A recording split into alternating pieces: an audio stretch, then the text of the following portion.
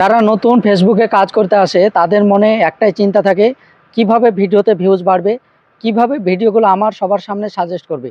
এই চিন্তায় কিন্তু সকলেই পড়ে যায় প্রথম ফেসবুকে কাজ করতে এসে, যে ভিউজ হয় না কেন, আর ভিডিওতে আমার কেন আমার ভিডিওতে ভালো রিচ হয় না, আর রিচ হয় না, ভিউজ হয় না এবং ফলোয়ার আসে না, আমি তো অন্যের ভিডিও দেখি।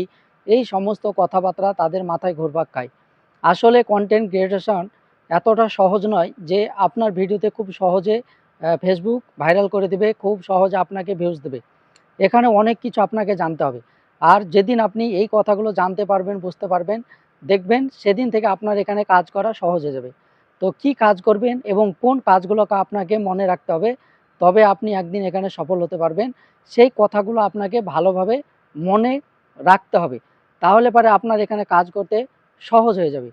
প্রথম অবস্থায় বলি, আপনি প্রথম অবস্থায় যখন ফেসবুকে কাজ শুরু করবেন, ফেসবুকের অ্যালগরিদম আপনার ভিডিওতে প্রচুর পরিমাণ ভিউজ দেবে, রিচ দেবে, আপনার মনটাকে ভালো করার জন্য। তারপরে ফেসবুক কি করবে, আপনার ধীরে ধীরে রিচ কমিয়ে দিবে, আপনার ভিউজ দেবে না। এইভাবে আপনাকে একটা সময় পরীক্ষা করতে থাকবে। তারপর যদি আপনি ধারাবাহিকভাবে লেগে থাকেন, তারপরে ফেসবুক আবার আপনাকে ভিউজ দেবে, আপনার রিচ দেবে। এইভাবে আপনাকে আবার পরীক্ষায় ফেলবে। এইভাবে একটা সময় আপনাকে ধারাবাহিকতা বজায় কিন্তু রাখতে হবে। আর ফেসবুক এইভাবে আপনাকে প্রতিনিয়ত কিন্তু মাঝে মধ্যে পরীক্ষা করতে থাকবে।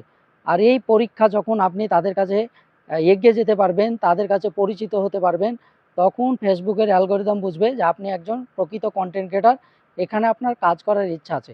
তখন কি করবে, তখন ফেসবুকের অ্যালগরিদম ধীরে ধীরে আপনার ভিডিওগুলো নিয়ে বারবার কিন্তু ভিউজ বাড়াতেই থাকবে।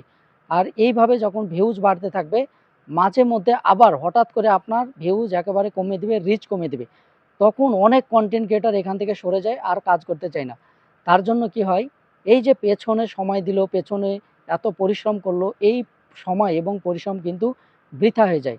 কারা তাহলে এখানে সফল হতে পারে?